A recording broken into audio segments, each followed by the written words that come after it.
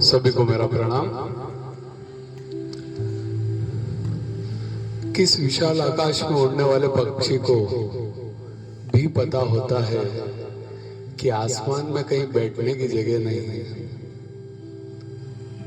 एक बहुत सुंदर कहानी, पुराने समय की बात है। हमारे सम्राट अशोका अपनी सेना के साथ, सेनापति के साथ, सेना के कुछ लोगों के साथ ऐसे भ्रमण पर निकलते हैं।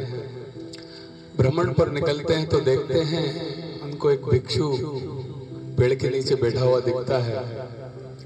तो वो अपनी सेना को कहते हैं, आप यहीं रुकिए, मैं जरा उनसे मिल के आता हूँ। सेना और सेनापति वहीं रुक जाते हैं। सम्राट अशोका उस भिक्षु के मिलने के लिए उसके पास जाते हैं, उससे ऐसे बातचीत करते हैं। बातचीत करते करते वो अपना सिर जमीन पर रख देते हैं भिक्षु के सामने और उनको दंडवत प्रणाम करते हैं। ये देख सेनापति और सेनापति को भी बड़ा आश्चर्य होता है कि इतना बड़ा राजा, इतना बड़ा नाम सम्राट अशोका, जिससे मिलने के लिए लोग लाइन लगा के खड़े रहते हैं, जिससे मिलने के लिए लोग अपॉइंटमेंट्स लेते हैं, बड़ी मुश्किल से मिलना होता है जिनका, इतना बड़ा सम्राट एक छोटे से भिक्षु के सामने दंडवत प्रणाम कर रहा है। ये बात उनको अच्छी नहीं लगती सेनापति को। बोले पर अब यहाँ पर सब लोगों के सामने नहीं, मैं सम्राट से अकेले में इस बारे में पूछूंगा कि ऐसा क्यों किया उन्होंने। ठीक है, वहाँ से वो लोग निकल जाते हैं। शाम तक महल में पहुँचते हैं। सेनापति सम्राट अशोका से वही सवाल करता है जो उसके दिमाग में चल रहा होता है कि अगर राजा साहब बुरा ना माने तो आपसे कुछ पूछना चाहता हूँ। तो सम्राट बोलते हैं, ठीक है पूछिए, क्या पूछना है। बोले आप, मुझे आज अच्छा नहीं लगा, एक भिक्षु के सामने आपने अपना सिर रख दिया, उनको दंडवत प्रणाम किया। सम्राट अशोका ने बात सुनी और उस बात को आई गई कर दी। उन्होंने उसका कोई जवाब नहीं दिया, कोई रिप्लाई नहीं दिया। ठीक है, सेनापति भी वहां से चला गया। 2-3 महीने गुजरे। एक दिन सम्राट अशोका ने उस सेनापति को वापस बुलाया और एक झोला उसको दिया और उसमें कहा, इसमें कुछ 4 चीजें हैं, एक प्रयोग अपन करते हैं। एक झोला मैं आपको दे रहा हूँ, इसके अंदर 4 चीजें हैं, वो 4 चीजें आपको बेच के आना है मार्केट में।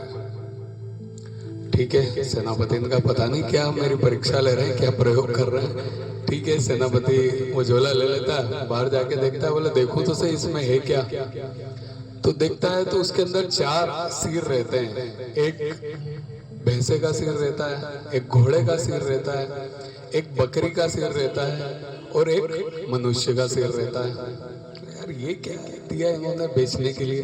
ठीक है, वो मार्केट में जाता है और कोशिश करता है एक मार्केट से दूसरे मार्केट में, तो भैंसे का सिर बिक जाता है, एक किसी मार्केट में घोड़े का सिर भी बिक जाता है, एक किसी मार्केट में बकरे का सिर भी बिक जाता है, लेकिन मनुष्य का सिर कोई नहीं खरीदता है। मनुष्य का सिर खरीदने के लिए वो इधर उधर बहुत भटकता है, लेकिन कोई खरीदने को तैयार ही नहीं होता।